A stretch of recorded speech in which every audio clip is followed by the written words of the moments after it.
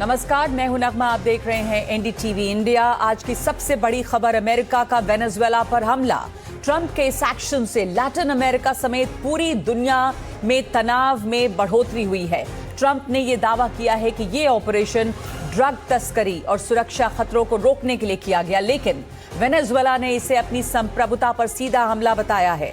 रूस, स्पेन और बहुत सारे दूसरे देशों ने अमेरिका के इस कदम की तीखी आलोचना की है और इंटरनेशनल कानून के उल्लंघन का आरोप अमेरिका पर लगा है। सवाल यह है, क्या यह हमला पूरी दुनिया के लिए एक बड़ा खतरा है?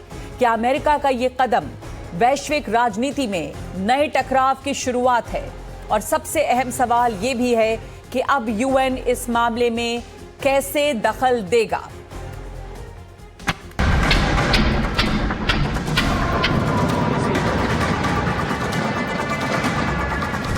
ट्रंप का हमला, Venezuela धुआं-धुआं। He doesn't want to around with the United States. He doesn't want to around with the United States. Maduro गिरफ्तार, हमले धुआंधार। वेनेजुएला के ठिकाने ट्रंप के भीषण निशाने। वेनेजुएला में बहुत बड़े बड़े भंडार हैं, उसका रियल मोटिवेशन है जिसके लिए ट्रंप ने यहाँ अटैक किया है। नया वॉर फ्रंट खुला, अमेरिका वर्सेस वेनेजुएला। इसे देखते हुए हमें शक लग रहा है कि एक लंबी लड़ाई चलेगी।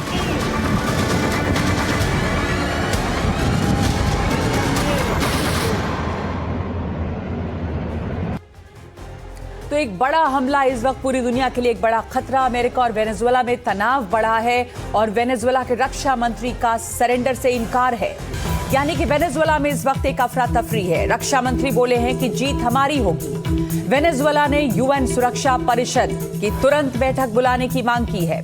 आपको बता दें कि अमेरिका के साथ तनाव के बीच वेनेजुएला की राजधानी कैराकस में 7 जोरदार धमाके हुए हैं और बीती रात धमाकों की आवाज सुनते ही शहर के अलग अलग इलाकों में लोग घबराकर सड़कों पर निकल आए। चारों तरफ दहशत रहा। वेनेजुएला ने 5 अमेरिकी नागरिकों को गिरफ्तार किया था, जिसके बाद अमेरिका ने एक्शन लेने की बात कही थी और यह कहा जा रहा था कि शायद क्रिसमस के पहले से ही इस हमले की प्लानिंग थी, लेकिन उसके पहले नाइजीरिया पर हमला किया गया और बाद में यहां पर वेनेजुएला पे हमला हुआ है। आप देख रहे हैं तस्वीरें राजधानी कैराकस की।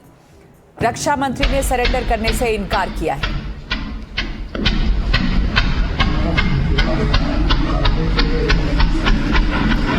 यूएन सिक्योरिटी काउंसिल की बैठक का डिमांड कर रहा है वेनेजुएला। अंतर्राष्ट्रीय कम्युनिटी से दखल देने की मांग कर रहा है। वेनेजुएला का कहना है कि ये उसकी संप्रभुता पर हमला है। 30 मिनटों के अंदर अंदर वेनेजुएला के राष्ट्रपति और उनकी पत्नी को अमेरिकी सैनिक कैराकस यानी कि राजधानी से निकालकर ले गए हैं। मदुरो और चीनी पीएम की भी मीटिंग हुई थी पहले। 10 घंटे बाद यूएस का हमला हुआ। इसका असली कारण क्या है, इसको लेकर बड़े सवाल उठ रहे हैं, लेकिन ज्यादातर देशों ने इस हमले की निंदा की है, कड़ी आलोचना की है। वेनेजुएला पर अटैक जो हुआ है उसमें कैराकस में भीषण बमबारी हुई है। वेनेजुएला ने यह भी कहा है और आरोप लगाया है कि इसमें सिविलियंस मारे गए हैं, मडुरो गिरफ्तार किए गए हैं। ये भी खबर आई है अब से कुछ देर पहले और ईरान ने इसके ऊपर एक तरह से एक धमकी दी है और कहा है कि ये सीधे सीधे संप्रभुता पर, वेनेजुएला की संप्रभुता पर हमला है। अब सवाल ये है कि इसके आगे वेनेजुएला में किस तरह की उथल पुथल रहेगी, क्या स्थिरता बन पाएगी या ये अस्थिरता काफी देर तक अभी चलेगी। हमारे साथ इस वक्त मौजूद हैं रक्षा विशेषज्ञ और पूर्व राजदूत Prabhu Dayal. Doctor Waiel Awwad हमारे साथ हैं जो फॉरेन डिफेंस एक्सपर्ट हैं और major general AK Chaturvedi defence expert. Prabhu Dayal साहब, बहुत क्विक रिएक्शन आपसे मैं सबसे पहले जानना चाहती हूं कि अमेरिका का ये हमला वेनेजुएला पर जिस तरह से हमला हुआ उसको क्या मानते हैं आप? ये बिल्कुल गैर कानूनी हमला है against UN charter and against international law. इसकी जितनी आलोचना की जाए वो कम है, लेकिन बहुत से देश जो हैं वो अमेरिका के साथ हाँ मिलाते हैं, वो नहीं निंदा करेंगे। यूरोपियन कंट्रीज डरी हुई हैं चीन बहुत मतलबी है, वो नहीं चाहेगा कि अमेरिका के साथ उसके तनाव बढ़े, वो अपना मतलब निकालने की कोशिश कर रहा है। Okay. रूस ने थोड़ी निंदा की, लेकिन सिर्फ निंदा करना काफी थोड़ी ना है। इस गैर कानूनी जो एक्शन हुआ है इसको रिवर्स करना जरूरी है। किस तरह से हम जायज मानते हैं कि मडूरो को वहां से पकड़ के ले गए और अमेरिका में ले गए हैं, ये बिल्कुल नाजायज। और ये कहना कि वहां पे ट्रायल होगा, उनकी गिरफ्तारी कर ली गई है, यहां पर एक तरह का केओस, एक अफरा तफरी है। कहना है तमाम जानकारों का कि वहां पर एक सिविल वॉर फैलने का खतरा है, क्योंकि वहां पर कुल अफरा तफरी है। आपको लगता है यूएन इसमें कोई दखल दे सकता है या कैसे दखल देगा प्रभुदयाल साहब? देखिए, यूएन को दखल देनी चाहिए, क्योंकि यूएन का काम है international law and order maintain करना। लेकिन असली बात यह है कि यूएन कुछ नहीं कर सकता। यूएन जो है उसकी कोई शक्ति नहीं रह गई है। जो बड़े बड़े देश हैं वो, आपने कहा यूएन की कोई सैंक्टिटी नहीं है और ये अमेरिका का मामला है, तो यूएन कैसे और कैसे दखल देगा, कैसे क्या करेगा, ये बड़ा सवाल है। डॉक्टर वाइल अवाद, जिस तरह से ये हमला किया गया है, लोग कह रहे हैं कि ये याद आता है जैसे कि उसामा बिन लादेन को निकाला गया पाकिस्तान से, या फिर सद्दाम हुसैन के को वहां पर कैप्चर किया गया था इराक में। ये अमेरिका की तरफ से जो कार्रवाई है, आपको क्या लगता है इसका इस वक्त मकसद क्या है? ये तो बिल्कुल मकसद ये अमेरिकन काउबॉय डिप्लोमेसी है जो उन्होंने शुरू किया था। ये मिस्टर ट्रम्प, ये राष्ट्रपति है, जब तक खुद उनकी कॉन्स्टिट्यूशन वायलेट किया था, क्योंकि कोई कॉन्स्टिट्यूशन, सबसे बड़ी बात ये पहले कांग्रेस का अप्रूवल करना चाहिए अगर यूथ किसी के देश में जाना पड़ेगा। उन्होंने बम्बार्डमेंट भी किया था, हाईजैक भी ले गया था, इंडिपेंडेंस स्टेट। ये बिल्कुल किसी के मतलब ये बुलिंग ऑफ दिस, ये माइट इज राइट, जो अमेरिकन सोच रहा था सिर्फ अमेरिका कर सकते। लेकिन मेरा मतलब ये है, आज जो आप बिल्कुल अम्बासडर जो सच कह रहे हैं, बिल्कुल मैं उसके साथ ही हो। आप भी कह रहे जैसे उन्होंने इराक में किया था, लीबिया भी किया था, यमन भी किया, सीरिया भी किया। सीरिया में रूसी में सेम स्टाइल बनाया था, इलीगली सीरियन प्रेसिडेंट उनकी बीवी है, वो तो आज गन पॉइंट ले गया था रूसिया के लिए, मॉस्को के लिए। अभी अमेरिका ने ओपन दे लाइट, अगर ये तो फर्क कुछ नहीं हुआ। अमेरिका, रूसी, चीनी सबको एक ही है, they are dividing the world, they are stealing and looting. This is a global looting organisation. ये एक बड़ा खतरा है मेजर जनरल ए.के. चतुर्वेदी, दुनिया के लिए, विश्व के लिए कितना बड़ा खतरा है इस तरह का हमला? देखिए, ये तो मतलब सॉवरेंटी का इसके बाद कोई मतलब ही नहीं रह गया। और वैसे अमेरिका का इतिहास, जैसा कि आवाज साहब कह रहे थे, बिल्कुल पुराना है। 53 में उन्होंने मोसादेक को उड़ाया, उसी तरीके से कॉन्ट्रास्ट के मूवमेंट में निकरागुआ में सैंदिनिस्ता को ख़त्म किया, उसी तरह लीबिया में ख़त्म किया। इसके पहले 63 में जनरल कासिम को इराक में ख़त्म किया। तो ये और लेटेस्ट एग्जाम्पल है regime change in Bangladesh.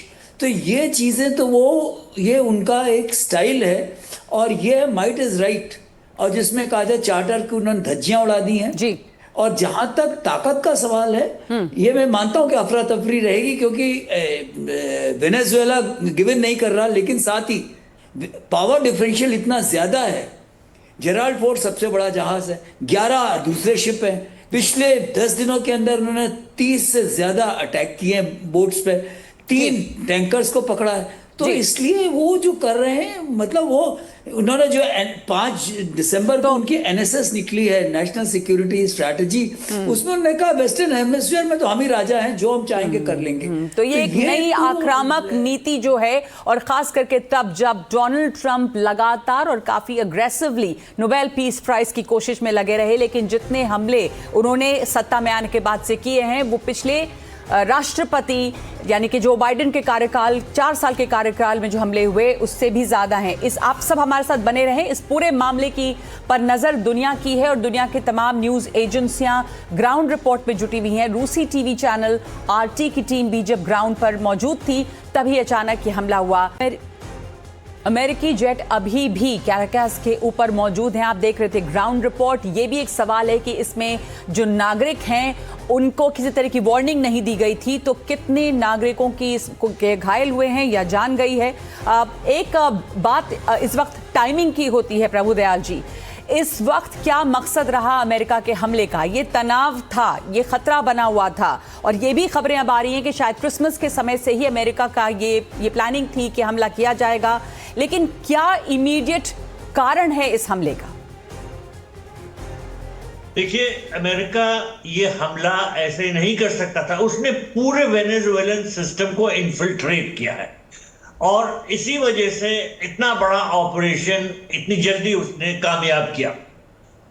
America मडूरो को बाहर निकालना चाहता था, रेजीम चेंज चाहता था, क्योंकि वो ऐसे आदमी को वहां पर प्रेसिडेंट चाहता है जो अमेरिका के हाँ में हाँ मिलाए और अमेरिका के कहने पर काम करे। मडूरो ऐसे नहीं थे। मडूरो को फिर इस वजह से अमेरिका ने कई तरह से उन पे निशाना लगाया, उनको कहा कि ये तो एक ड्रग।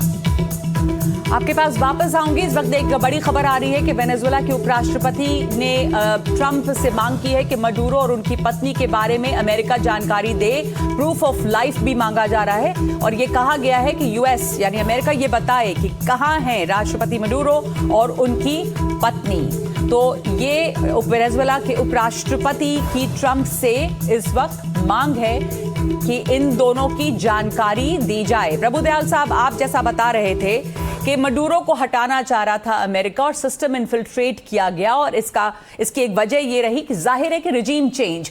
डॉक्टर वाइल अवाद, बार बार अमेरिका ये कह रहा है, वो ड्रग कार्टेल की बात कर रहा है कि इस वजह से अमेरिका ने वहां पर हमला किया है।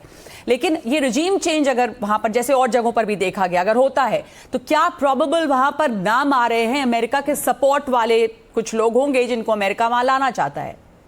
बिल्कुल, किसी के सपोर्ट भी नहीं कर सकते, कोई दुनिया भी नहीं कर सकता, स्पेशली लैटिन अमेरिका, क्योंकि लैटिन अमेरिका उनकी जब से सबसे बड़ी तेल है और तेल का कार्टेल है। आप बोल जाओ ये कह रहे ड्रग में कोई एविडेंस नहीं है अगेंस्ट मडूरो, अमेरिका कुछ प्रोवाइड नहीं किया था। लेकिन सच के पहले ये आपको याद रखा है जब तक इराक इन्वेजन हो गया। इराक इन्वेजन क्या करे? वेपन ऑफ मास डिस्ट्रक्शन, तो वेपन ऑफ मास डिसेप्शन कुछ है नहीं। खुद अमेरिकन बताया था हम लोग कि हमको कोई तेल है नहीं है। कॉलिन पावेल पूरी दुनिया में झूठ बोल दिया था यूएन के अंदर। ये इसके मकसद ये अमेरिकन ऑयल कंपनी है, उनकी फॉरेन पॉलिसी डिक्टेट करना चाहते राष्ट्रपति के लिए। इसलिए आप उससे अलावा कुछ नहीं है, सिर्फ तेल के लिए, चोर करने के लिए और dividing the sword, dividing the cake among the super power. जी प्रभुदयाल साहब, ये तेल एक बहुत बड़ा फैक्टर है इस समय। सब लोग कह रहे हैं क्योंकि वेनेजुएला जो है वो काफी समृद्ध है नेचुरल रिसोर्सेज में और तेल एक बहुत बड़ा वहां पे खनिज है, तो एक कारण इस तरह का रह सकता है यहाँ पर। और नाम कुछ सामने आने लगे हैं लोगों के जो वहां पर टेक ओवर कर सकते हैं। आपको पहले हम जानकारी दे दें और बड़ी खबर इस वक्त आ रही है कि रूस ने वेनेजुएला के हमले की निंदा की है। रूसी विदेश मंत्रालय ने बयान जारी किया है कंडेम करते हुए कहा है कि हम मौजूदा स्थिति से चिंतित हैं। रूस ने कहा है तनाव बढ़ने से रोकना होगा। रूस ने कहा है कि मौजूदा स्थिति से चिंतित हैं। वेनेजुएला पर अमेरिकी हमले की रूस ने निंदा की है। रूसी विदेश मंत्रालय ने बयान जारी किया है। आपको ये भी जानकारी दे दें कि और भी देशों की तरफ से बयान आए हैं और बड़े देश जो हैं उसके उन्होंने सब ने कंडेम किया है रूसी हमले को, जिसमें कि स्पेन है, स्पेन ने मध्यस्थता की भी बात की है, ईरान है जिसने कंडेम किया है, बेल्जियम है जिसने कंडेम किया है। प्रभुदयाल साहब, कुछ और नाम भी इस वक्त सामने आ रहे हैं और डोमेस्टिक केओस वहां पर जिस तरह का है अभी, प्रेसिडेंट मडूरो को जिस तरह वहां से ले जाया गया, 30 मिनट के अंदर अंदर सब कुछ बदल गया। स्थिति वहां पर संभालने के लिए किस तरह की जरूरत होगी? देखिए, वहां की स्थिति संभालने के लिए जो वहां अभी सरकार है उसको भरपूर कोशिश करनी होगी कि स्थिति और ना बिगड़े, क्योंकि अमेरिकन तो चाहते हैं कि रिजीम चेंज हो। उसके लिए जो प्रेजेंट सिस्टम है उसको वो जड़ से निकाल के फेंक देना चाहते हैं। तो क्या वो ऐसा कर पाएंगे? ये बहुत कुछ इस पर निर्भर है कि जो वहां पर सिस्टम अभी है उसमें कितनी ताकत है और वो कितना रेजिस्ट कर सकता है। देखिए, मैं एक चीज आपको साफ साफ बताना चाहता हूं, कई देश जो है निंदा करेंगे अमेरिकन एक्शन की, लेकिन कोई क्या आगे आकर किसी तरह की कोई कार्रवाई करेगा जिस तरह से अमेरिका को रोका जा सकता है कि वहां से मडूरो वापस लाएं, फिर से वहां पर वेनेजुएला में प्रेसिडेंट बनाए जाएं? नहीं, किसी देश के पास ऐसी हिम्मत नहीं है और ऐसी ताकत नहीं है। इसकी वजह से जो माइट इज राइट है वही चलेगा कि जिसके पास ताकत है उसकी मनमानी होगी।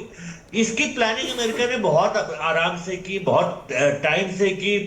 और उसका माहौल बनाया, ड्रग ट्रैफिकिंग से लेकर बोट्स अटैक की पर अमेरिका वेनेजुएला में लैंड साइड पे अटैक किया, लेकिन किसी ने नहीं ये कल्पना की थी कि इस तरह से अमेरिका एक बाय नाइट स्ट्राइक कर देगा और मडूरो उसकी वाइफ को कैप्चर करके ले जाएगा। ये बहुत निंदा की बात है, लेकिन इससे आंखें खोलनी चाहिए लोगों की कि भाई देखो ट्रंप एडमिनिस्ट्रेशन है, जो ट्रंप एडमिनिस्ट्रेशन जो है और ट्रंप खास करके जो एक लगातार नोबेल पीस प्राइज की कोशिश कर रहे हैं, लेकिन हमले वहां पर लगातार हो रहे हैं। एक बड़ी खबर आपको फिर से बता रहे हैं, ब्रेकिंग न्यूज, मडूरो पर नार्को आतंकवाद का आरोप है।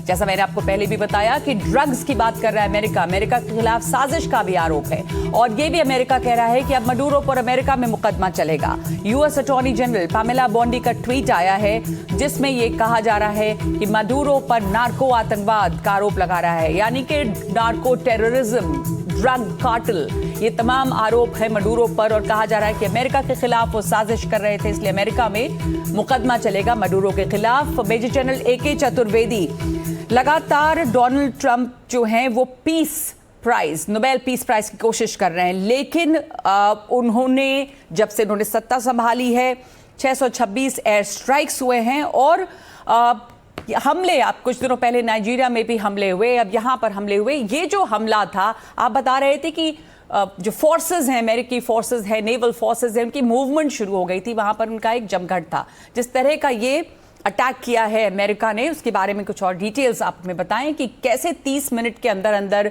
मडूरो को वहाँ से उनकी पत्नी समेत निकाल के ले जाया गया।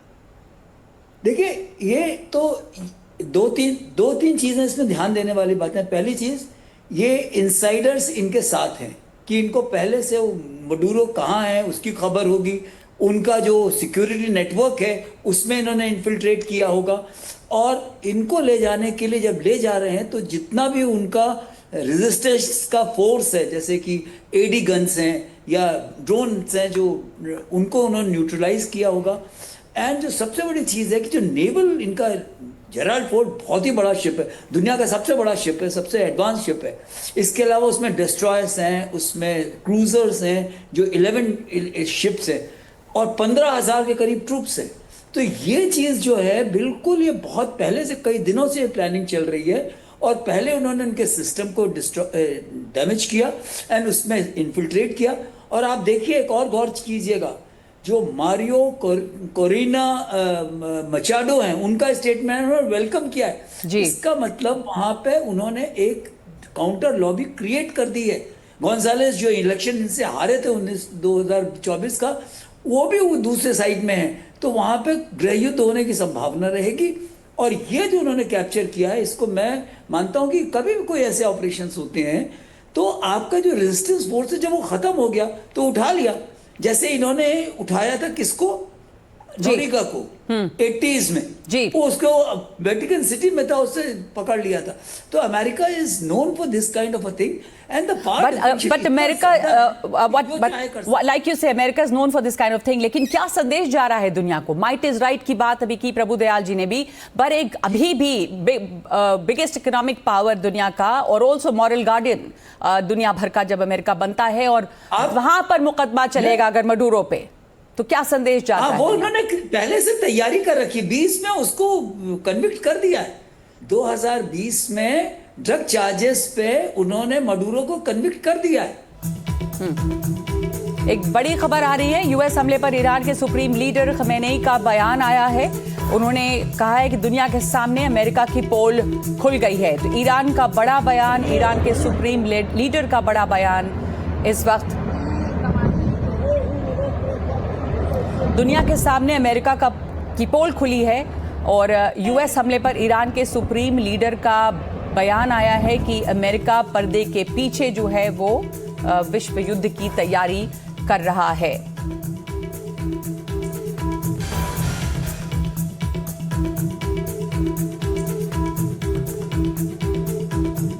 तो यूएस हमले पर ईरान का बड़ा बयान और दुनिया के कई देशों ने बयान दिया है, लेकिन जैसे पहले भी बात हो रही थी कि किसी भी बड़े पश्चिमी देश का बयान नहीं आया है, लेकिन स्पेन ने मध्यस्थता की बात की है, बेल्जियम ने कंडेम किया है, लेकिन क्या बड़ा सवाल यह है कि यूएन इसमें क्या रोल अदा कर सकता है। धन्यवाद आप तीनों का हमारे साथ जुड़ने के लिए। यह बड़ा सवाल बना हुआ है कि क्या वेनेजुएला में खतरा बढ़ रहा है और एक गृह युद्ध की ओर वेनेजुएला बढ़ेगा। एक ब्रेक ले रहे हैं हम इस वक्त।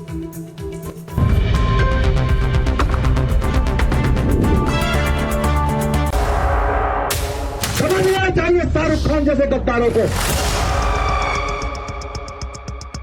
बीसीसीआई और भारत सरकार ने जो फैसला लिया है वो बधाई के पात्र हैं, धन्यवाद के पात्र हैं। हिंदुओं का कत्लेआम हो रहा हो, हिंदुओं को काटा जा रहा हो, मारा जा रहा हो, तो ये निर्णय शाहरुख खान के द्वारा जो लिया गया था ये बिल्कुल गलत था। आज अगर शाहरुख खान है तो वो यहाँ के लोगों के, देश के लोगों के बनाए हुए शाहरुख खान हैं। उन्हें देश के लोगों से सार्वजनिक प्लेटफॉर्म पर आकर माफी मांगनी चाहिए। शाहरुख खान देश का गद्दार नहीं है, बल्कि शाहरुख खान देश का वफादार है।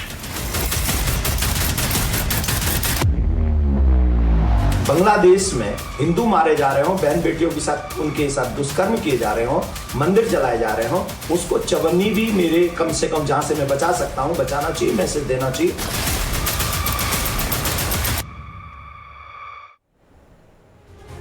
संगीत सोम के बयान के बाद शाहरुख खान को लेकर अब विरोध शुरू हुआ है। धीरे धीरे ये थम रहा है। ऐसा इसलिए क्योंकि बीसीसीआई ने ही सख्त फैसला लेते हुए रहमान को बाहर करने का आदेश जारी कर दिया। ये घमासान भले कम हो गया है, लेकिन कथावाचक अब भी शाहरुख की तरफ से माफी की मांग पर डटे हुए हैं। समझना चाहिए शाहरुख खान जैसे गद्दारों को कि जिस तरीके की गद्दारी आप देश के साथ कर रहे हैं, आपको यहां तक अगर आज पहुंचाया तो इस देश के लोगों ने पहुंचाया। 31 दिसंबर को बीजेपी के फायर ब्रांड लीडर संगीत सोम की तरफ से ये बयान सामने आते ही शाहरुख खान को लेकर विरोध शुरू हो गया। शाहरुख खास तौर से सनातनी और साधु संतों के निशाने पर थे। विरोध था कोलकाता नाइट राइडर्स की टीम में बांग्लादेशी खिलाड़ी रहमान को रखे जाने का। संगीत सोम के बयान और रहमान को लेकर विरोध के 72 घंटे भी नहीं हुए थे कि बीसीसीआई ने रहमान को लेकर बड़ा फैसला कर दिया।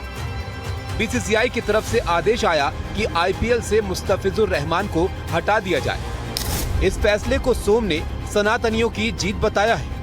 भारत देश के 100 करोड़ सनातनियों की भावनाओं को समझते हुए जो बीसीसीआई ने निर्णय लिया है उसके लिए बीसीसीआई का बहुत बहुत धन्यवाद।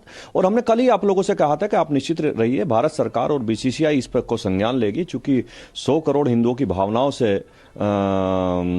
खिलवाड़ नहीं किया जा सकता। और धन्यवाद बहुत बहुत बीसीसीआई का कि उन्होंने इस तरीके का निर्णय लिया। और मैं फिर एक बार कहूंगा, ये पूरे भारत के हिंदुओं की जीत है, सनातनियों की जीत।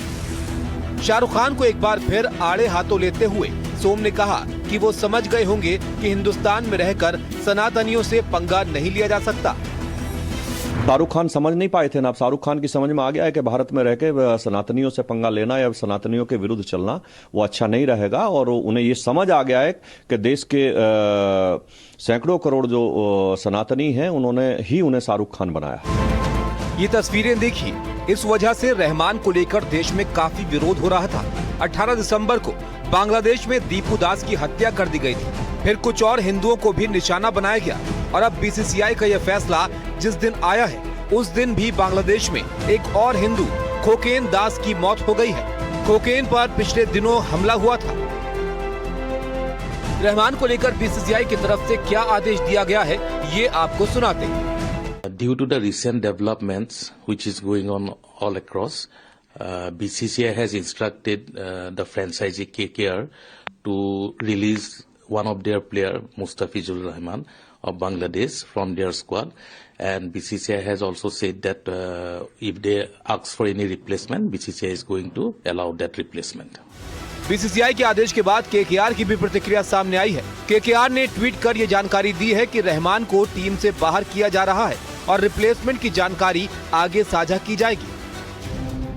बीसीसीआई के फैसले और रहमान को आईपीएल से बाहर किए जाने के बाद जो कथावाचक इसको लेकर विरोध कर रहे थे उनके भी बयान सामने आने लगे हैं।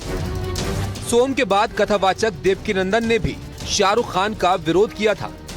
एनडीटीवी से बातचीत में देवकीनंदन ने कहा कि जिस बांग्लादेश में हिंदुओं के खिलाफ अत्याचार हो रहा है, वहां के किसी भी आदमी को चवन्नी भी नहीं देनी चाहिए। तो एक शुभ संदेश मिला है कि बीसीसीआई ने कहा है कि कोई भी बांग्लादेशी क्रिकेटर आईपीएल में नहीं खेलेगा।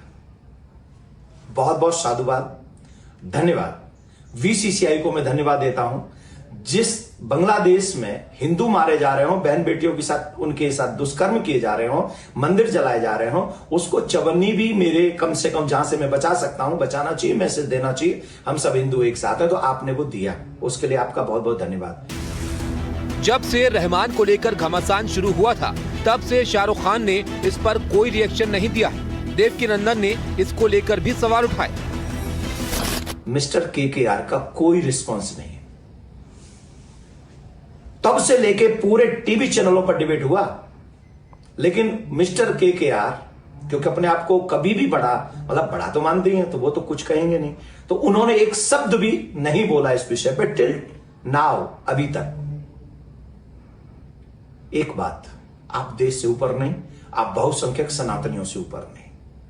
बस आपको इतना ही कहूंगा कि आप अभी भी अगर आके बोले कि हाँ सॉरी, मैं हिंदुओं के साथ खड़ा नहीं हुआ था, आगे से होऊंगा, और बांग्लादेश में जो लोग मारे जा रहे हैं हिंदू, मैं उसके अगेंस्ट हूं, मैं अपने हिंदू भाइयों के साथ खड़ा हूं, आप आके बोलिए, हमें आपसे कोई प्रॉब्लम नहीं। इधर रहमान को लेकर चल रहा घमासान थमा भी नहीं था कि उधर बंगाल में बीजेपी के पूर्व सांसद अर्जुन सिंह ने शाहरुख खान पर बड़ा बयान दे दिया। कहा कि शाहरुख खान का connection underworld don Dawood Ibrahim के साथ था। उन्होंने सटीक बयान दिया है।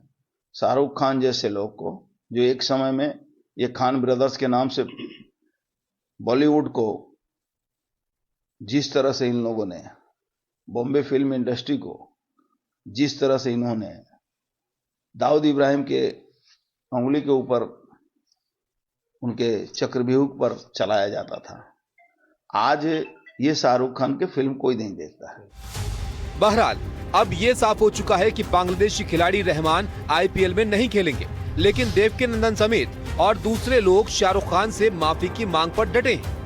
Bureau report, NDTV India. और आगे बढ़ते हैं अब बिहार की खबर। बिहार में सम्राट का आपने बुलडोजर एक्शन देखा, जल्दी आपको बिहार में योगी स्टाइल में अपराधियों का हिसाब दिखेगा। इसके लिए बिहार पुलिस ने एक पूरा प्लान तैयार कर लिया है। देखिए बिहार से एनडीटीवी की ये एक्सक्लूसिव रिपोर्ट।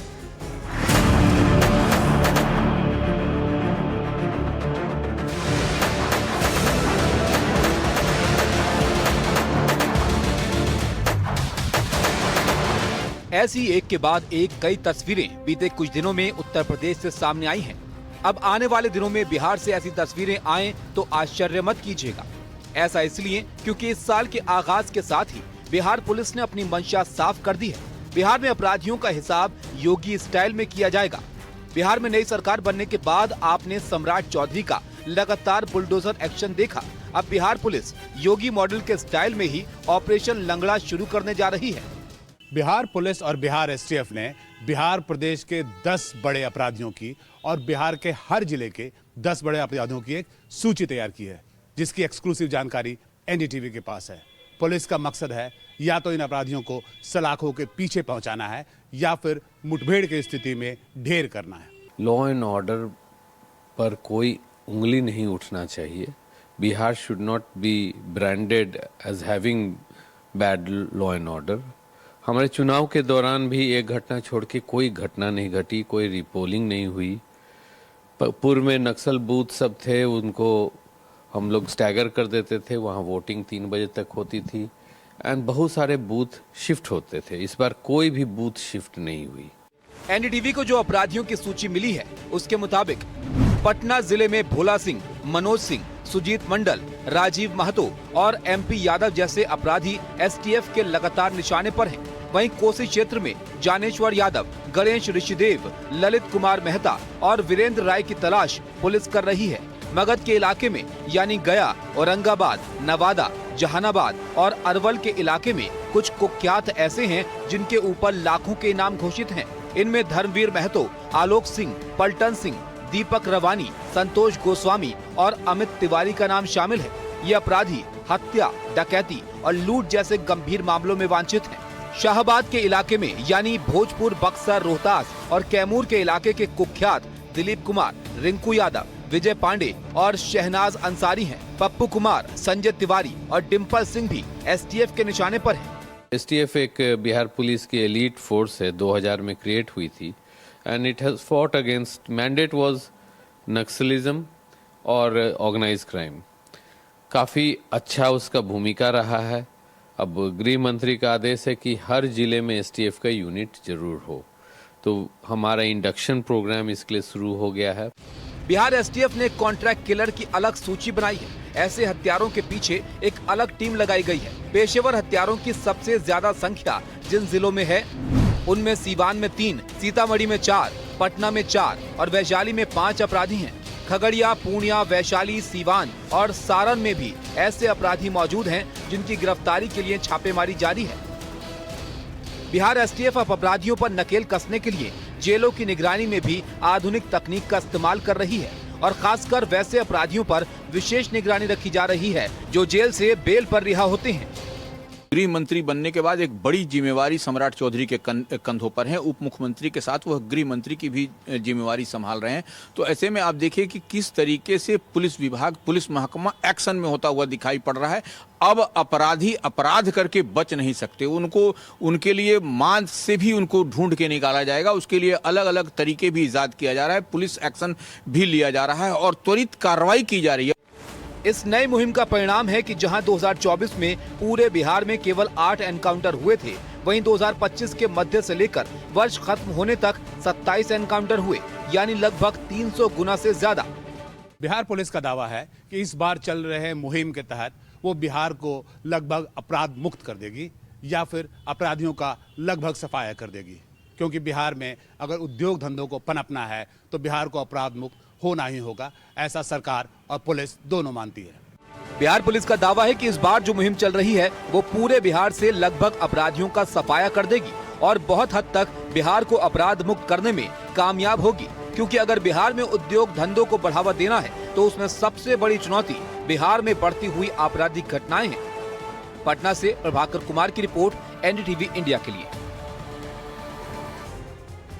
तो बिहार में भी यूपी स्टाइल में अपराधियों का इलाज किया जा रहा है और जारी है ये ऑपरेशन। इस वक्त मेरे साथ इतना ही। नमस्कार।